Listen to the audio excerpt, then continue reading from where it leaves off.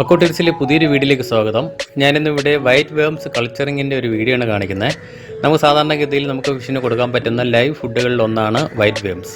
ഇതിപ്പോൾ കണ്ടീഷൻ ചെയ്യാനായിട്ട് ഇട്ടേക്കുന്ന ബെറ്റാസ് ആണ്. ബ്രീഡിങ്ങിന് മുന്നേ നമ്മൾ അതിൻ്റെ ആരോഗ്യം റെഡിയാക്കി എടുക്കാൻ വേണ്ടിയിട്ട് ചെയ്യുന്നതാണ് ഈ കണ്ടീഷൻ. അപ്പോൾ ഇതിന് കൂടുതലായിട്ട് നമ്മൾ കൊടുക്കേണ്ട ലൈവ് ഫുഡുകളാണ്, ജീവനുള്ള ഫുഡുകളാണ്. മൊസ്കിറ്റോ ലാർവ, വൈറ്റ് വേംസ് അല്ലെങ്കിൽ റെഡ് വേംസ്, പിന്നെ മൊയിന, അങ്ങനെയുള്ള ഫുഡുകൾ, അതായത് ലൈവ് ഫുഡുകൾ കൊടുക്കുന്നതായിരിക്കും കുറച്ചുകൂടി ബെറ്റർ. കാരണം മൊസ്കിറ്റോ ലാർവയിൽ നമുക്ക് അടങ്ങിയിട്ടുള്ള പ്രോട്ടീൻ്റെ കണ്ടൻറ്റ് 74 ആണ്.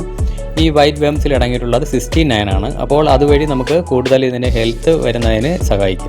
വൈറ്റ് വേംസ് പല രീതിയിൽ നമുക്ക് കൾച്ചർ ചെയ്തെടുക്കാൻ സാധിക്കും. എന്നാലും നമുക്ക് വളരെ ഈസിയായി സിമ്പിളായിട്ട് ചെയ്യാൻ പറ്റുന്ന ഒരു മെത്തഡാണ് ഞാനിവിടെ കാണിക്കുന്നത്. അതിനായിട്ട് ഞാനിവിടെ എടുത്തിട്ടുള്ളത് കടലപ്പിണ്ണാക്കാണ്. നമ്മുടെ സാധാരണ പ്രൊഫഷണൽ സ്റ്റോറുകളിലെല്ലാം വാങ്ങാൻ കിട്ടുന്ന കടലപ്പിണ്ണാക്കാണ്. കോഴികൾക്കും കന്നുകാലികൾക്കും കൊടുക്കുന്ന ഒരു ഫുഡാണ് ഈ കടലപ്പിണ്ണാക്ക്. ഈ കടലപ്പിണ്ണാക്ക് വെച്ചിട്ടാണ് ഞാനിവിടെ വൈറ്റ് വേംസ് കൾച്ചർ ചെയ്യുന്നത്. അപ്പോൾ അതിനായിട്ട് നമുക്ക് ആദ്യം ഒരു ചെറിയൊരു തുണിയിൽ ഈ കടലപ്പിണ്ണാക്ക് ചെറിയ പീസുകളായിട്ടൊന്ന് കെട്ടിയെടുക്കാം. ഇവിടെ ഞാൻ കെട്ടാനായിട്ട് ഉപയോഗിക്കുന്ന റബ്ബർ ബാൻഡാണ്. അതിന് പകരം നമുക്ക് നാടയോ എന്തെങ്കിലും നൂലോ എന്തെങ്കിലും വെച്ച് നമുക്കിത് കെട്ടിയെടുക്കാവുന്നതാണ്.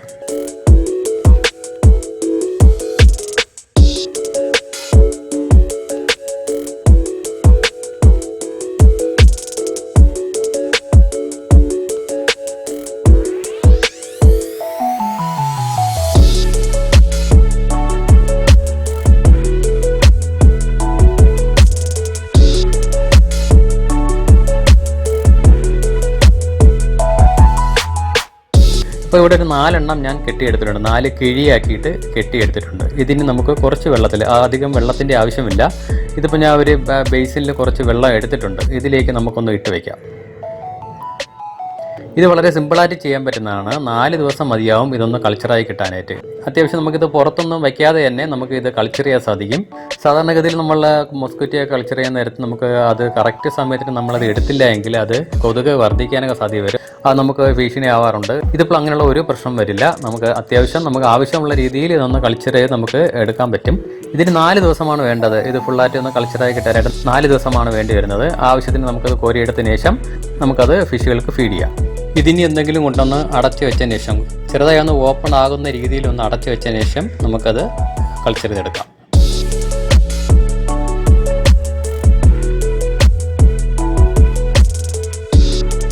ഇനി ഞാൻ നേരത്തെ കൾച്ചർ ചെയ്തതൊന്ന് കാണിക്കാം. ഇതിപ്പോൾ ഏകദേശം ഒരാഴ്ചയായി ഞാനിവിടെ കൾച്ചർ ചെയ്യാൻ വെച്ചിട്ട്. ഇതിൽ നിന്നാണ് ഞാനിപ്പോൾ ഉള്ള ഫിഷുകൾക്ക് ഫീഡ് ചെയ്യുന്നത്. ഇത് അത്യാവശ്യം ഇപ്പോൾ ഉണ്ട്. ഒരുപാട് നമുക്ക് വേണമെങ്കിൽ കുറച്ച് കൂടുതൽ കിഴി നമുക്ക് ഇതിലേക്ക് ഇട്ട് കൊടുത്താൽ നമുക്ക് ഒരുപാട് വേംസ് നമുക്ക് ഇതിൽ നിന്നും ഉണ്ടാക്കാൻ സാധിക്കും.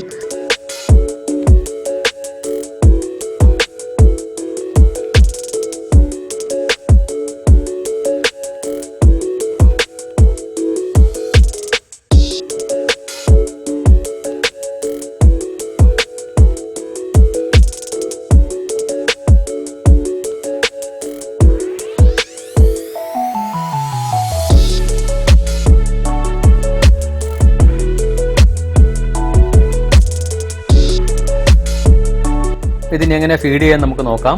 ഈ വാട്ടറിന് കുറച്ച് ക്വാളിറ്റി കുറവാണെങ്കിൽ, ഇതിൻ്റെ വാട്ടർ അത്യാവശ്യം കുഴപ്പമില്ല, ഒരുപാട് പ്രശ്നമുള്ള വാട്ടർ ആണെങ്കിൽ ഒരു 2 പ്രാവശ്യമെങ്കിലും ഇതൊന്ന് ഈ വേംസിനൊന്ന് കഴുകിയതിന് ശേഷം മാത്രം ഫിഷിനെ ഫീഡ് ചെയ്യുക.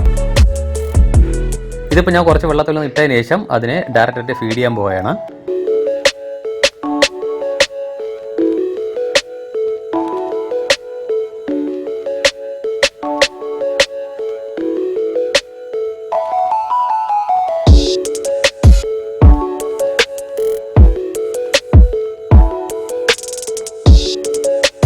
ഇതിപ്പോൾ കുറച്ച് കൂടുതലായിട്ടാണ് ഞാൻ ഫീഡ് ചെയ്യുന്നത്. കാരണം 3 നേരമാണ് ഞാൻ ഇതിനെ ടോട്ടലായിട്ട് ഫുഡ് കൊടുക്കുന്നത്, രാവിലെ, ഉച്ചയ്ക്ക്, വൈകുന്നേരം. അപ്പോൾ ഉച്ചയ്ക്കും വൈകുന്നേരം കൊടുക്കുമ്പോൾ കുറച്ച് കൊടുക്കാവുന്നതാണ് കരുതുന്നത്. പ്രത്യേകിച്ച് നമ്മൾ ഫിഷുകൾക്ക് കൊടുക്കേണ്ടത് ലൈവ് ഫുഡ് തന്നെയാണ്. എൻ്റെ ഒരു അനുഭവത്തെ വെച്ച് ഞാൻ പറയുകയാണ്, ലൈവ് ഫുഡുകൾ തന്നെയാണ് കൊടുക്കേണ്ടത്. കാരണം ഇതിന് വാട്ടർ ക്വാളിറ്റി ഒന്നും നഷ്ടമാവില്ല.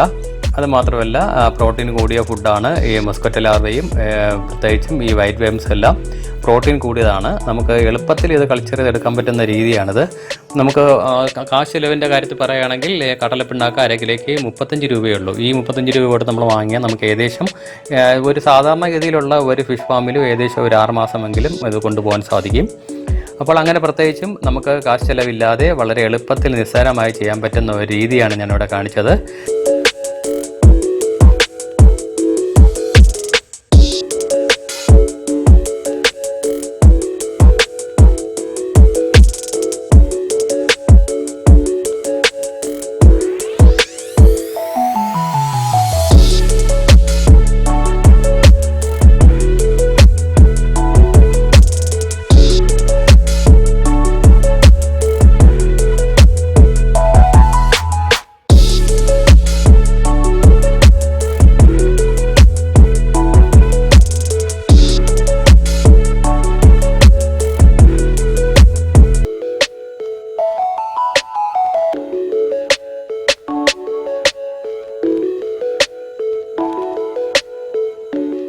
നിങ്ങൾക്ക് ഈ വീഡിയോ ഇഷ്ടമായെന്ന് കരുതുന്നു. ഇഷ്ടമായെങ്കിൽ ലൈക്കും കമൻറ്റും ഷെയറും ചെയ്യുക.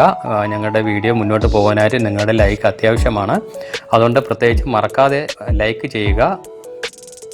അപ്പോൾ ഇനി അടുത്തിനി ഒരു വീഡിയോ വരുന്നുണ്ട്. ആ വീഡിയോ ബെറ്റായി ഫിഷുകളുടെ കണ്ടീഷനിങ് ആണ്.